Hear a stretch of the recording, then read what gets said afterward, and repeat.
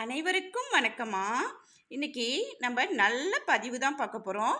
நம்ம போடுற ஒவ்வொரு பதிவுமே உங்களுக்கு பயனுள்ளதாக இருக்கணும் அப்படிங்கிறதுக்காக தான் நான் பார்த்து பார்த்து போடுறேன்ப்பா. இப்போ இதை பார்த்த உடனே உங்களுக்கு தெரிஞ்சிருக்கும், மாயில தான்ப்பா எடுத்திருக்கேன். இந்த மாவிலையை பற்றி எல்லாருக்குமே தெரியும். நம்ம எல்லா விசேஷங்களுக்கும் நல்ல விசேஷங்களுக்கும் நம்ம இந்த மாவிலையை பயன்படுத்துவோம். அதாவது இப்போ வீட்டில் ஒரு பூஜை வைக்கிறோம் அப்படின்னு சொன்னோம்னா, இந்த மாவிலை கலசம் செய்யும் போது கலசத்தில் மாவிலையை மாங்கொத்து எண்ணிக்கை 9 இல்லை 5 3 இந்த மாதிரி எண்ணிக்கை அடிப்படையில் நம்ம கலசத்தில் வைப்போம். அது போக ஒரு வீடு குடி போகிறாங்க அப்படின்னு சொன்னோம்னா ஃபஸ்ட்டு இடம்பெறது மாவிலை தோரணமாக தான் இருக்கும். அது மாதிரி ஒரு கல்யாணமாக இருக்கட்டும், எந்த ஒரு நல்ல காரியம் நம்ம செய்யறதா இருந்தாலும் இந்த மாவிலையை பயன்படுத்துகிறோம்.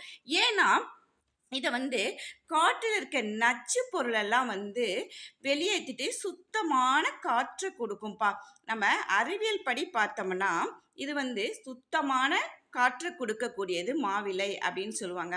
அதனால தான் அந்த காலத்துல என்ன பண்ணுவாங்கன்னா, வீட்டில் மாவிலை தோரணம் அப்படிங்கிறத கட்டுவாங்க ஒரு விசேஷ நாளில். இப்பெல்லாம் நம்ம என்ன பண்ணுறோம்னா, எதெல்லாம் பிளாஸ்டிக் பொருள் இருக்குதோ, ஈஸியாக கிடைக்குதோ அதெல்லாம் வாங்கி நம்ம பயன்படுத்திட்டு இருக்கோம். இனிமேலாவது இந்த பதிவை பார்த்ததுக்கு அப்புறமாவது நம்ம இந்த மாதிரி செய்யக்கூடாது அப்படிங்கிறத தெரிஞ்சுக்கோங்க. இது உங்கள் வீட்டில் இப்போ எல்லார் இடத்துலையுமே மாங்கொத்து கிடைக்கும். இல்லைன்னா இது கொஞ்சம் கிடைக்கிற இடத்துல வாங்கி வச்சுக்கோங்க. இந்த மாவில் காஞ்சா கூட பிரச்சனையே இல்லைப்பா. அதை பற்றி நீங்கள் கவலையே பட வேண்டாம். மாவில் காஞ்சாலும் அதனுடைய சக்தி குறையவே குறையாதுப்பா. அதனால நீங்கள் பயப்படாமல் வாங்கி வச்சுக்கோங்க. இருந்துச்சு அப்படின்னா என்ன பண்ணணும் அப்படின்னா, ஒரு நல்ல பதிவு தான்ப்பா. இதை வச்சு நீங்கள் செஞ்சு பாருங்கள், கண்டிப்பாக நல்ல விஷயங்கள் நடக்கும். அதாவது மாவிலை ஒரு விசேஷ டைமில் மட்டும் நம்ம மாற்றாமல், ஒரு வெள்ளிக்கிழமை வாரம் உங்கள் வீட்டில் மாமரம் இருந்துச்சுன்னா நீங்கள் ரொம்ப அதிர்ஷ்டசாலி தான்ப்பா. ஏன் அப்படின்னு சொன்னோம்னா, மாவிலை லக்ஷ்மி கடாட்சியம் உள்ளது, லக்ஷ்மிக்கு உகந்தது அப்படின்னு சொல்லுவாங்க. அப்போ மாவிலை இருக்கிற வீட்டில் பணத்துக்கு பஞ்சமே இருக்காது அப்படிங்கிறது எல்லா அளவும் சந்தேகமே இல்லைப்பா. அப்படிங்கும்போது நீங்கள் என்ன பண்ணுறீங்க அப்படின்னா, ஒரு வெள்ளிக்கிழமை உங்களுக்கு கொஞ்சம் கூட மலைப்பு பார்க்காம காலை நேரமோ அல்லது மாலை நேரமோ, இப்போ வேலைக்கு போகிறவங்கலாம் காலையில் கட்ட முடியாது. அதனால் என்ன பண்ணலாம், நீங்கள் வேலை முடிச்சுட்டு சாயங்கால வேலையில் கூட கட்டலாம். இந்த மாதிரி மாங்கொத்தை தனித்தனியாக உடச்சி எடுத்துக்கோங்க. தனித்தனி இலையாக உடச்சி எடுத்துக்கிட்டு அதில் மஞ்சள் குங்குமம் வச்சு உங்களுடைய வாசலுடைய அளவுக்கு தகுந்த மாதிரி அந்த மஞ்சள் கலர் நூலால் இந்த மாங்கொத்தை கட்டுங்க. அது நீங்கள் வாரம் நீங்கள் கட்டி பாருங்களேன், உங்கள் வீட்டில் லக்ஷ்மி எப்படி வாசம் செய்வா, பண்ண பிரச்சனையே இருக்கவே இருக்காதுங்க. ரெண்டாவது, நம்ம வீட்டில் கெட்ட சக்தி அணுகவே அணுகாது. ஏன் அப்படின்னு சொல்கிறோம்னா, நம்மளுடைய நிலைவாசலில் வாக்கு தேவை அப்படின்னு சொல்கிற தேவதை இருப்பாங்க. அப்போ வெளியிலேருந்து வர்ற கெட்ட சக்தி நம்ம வீட்டுக்குள்ளே வராமல் இருக்கணும்னா, நம்ம வீட்டில் எப்பயுமே நிலைவாசலில் இந்த மாவிலை தோரணம் இருக்குங்கிறது கட்டாயம் நான் சொல்கிறேன்னு நீங்கள் செஞ்சு பாருங்கள். இது உங்களுக்கு எவ்வளோ ஒரு நல்ல விஷயத்தை கொடுக்குதுங்கிறத நீங்களே உணர்வீங்க. இது மாதிரி வாரம் வெள்ளிக்கிழமை காலை நேரமோ இல்லை மாலை நேரத்தில் நீங்கள் மஞ்சள் கலர் நூலால் உங்கள் நிலைவாசலுக்கு தகுந்த மாதிரி கட்டிக்கலாம். அப்புறம் இன்னொரு விஷயம் இதுலேருந்தே நம்ம செஞ்சுக்கலாம். நிறைய பேத்துக்கு கண் திருஷ்டி இருந்தாவே நம்ம எந்த விஷயம் செய்ய போனாலுமே நமக்கு நல்லதே நடக்கவே நடக்காது.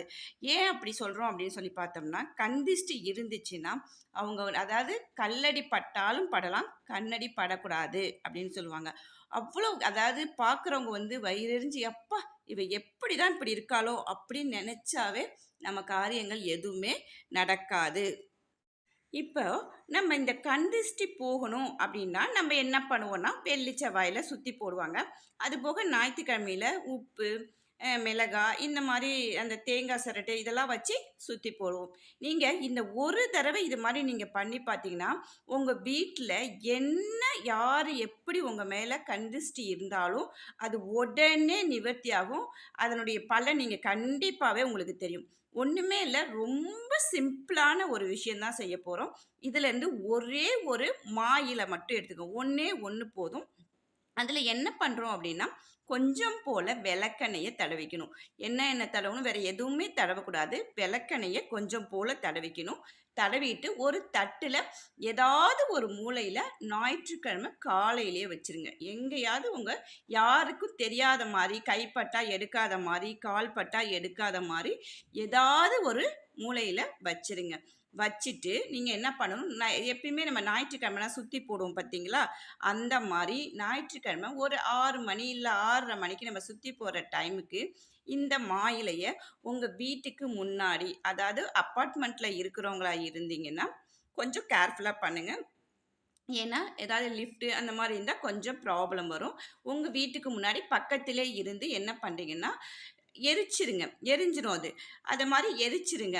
அந்த மாரி எரிக்கும்போது, அதில வர்ற சாம்பல வந்து நீங்க என்ன பண்ணீங்கன்னா, ஒண்ணு தண்ணீல கரைச்சிருங்க. இல்லன்னா கால்படாத ஏதாவது மரத்திலயோ, எங்கேயோ ஒரு கால்படாத இடத்துல கொண்டி கொட்டிருங்க.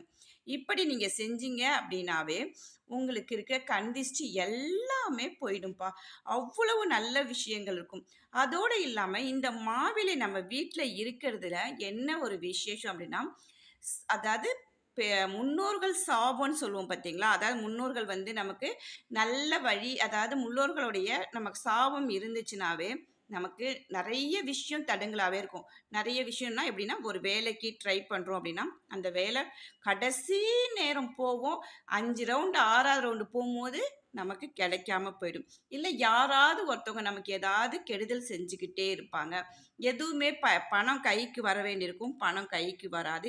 இந்த மாரி விஷயங்கள் நடந்துக்கிட்டே இருக்கும். இதுதான்ப்பா நமக்கு வந்து முன்னோர்கள் வந்து நம்ம இன்னும் நம்மள நல்லபடியா ஆசீர்வதிக்கல அப்படின்னு சொல்றதுக்கு. அப்படி இருக்கிறப்ப, நம்ம வீட்ல இந்த மாவிலை இருந்துக்கிட்டே இருந்துச்சு அப்படின்னா, அவ்வளோ நல்லதுப்பா. அவங்களுக்கு வந்து நம்ம வந்து அவங்களுடைய ஆசீர்வாதம் கண்டிப்பா நமக்கு கிடைக்கும் அப்படின்னு சொல்லுவாங்க. அதுபோக இப்ப நீங்க என்ன பண்றீங்க அப்படின்னா, 8 அதாவது அஷ்டமியா எடுத்துக்கங்க. இல்ல தேய்பிறை அஷ்டமி எப்படி வேணாலும் நீங்க எடுத்துக்கலாம்.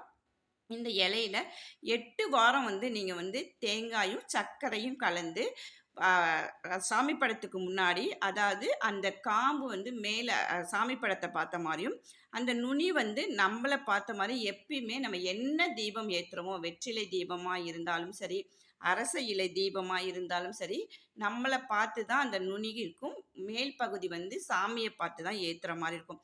அந்த மாரி நீங்க வந்து இத படைச்சிட்டு, நீங்க சாப்பிட வேண்டாம். அதாவது ஏதாவது பறவைகளுக்கு நீங்க போட்டுருங்க.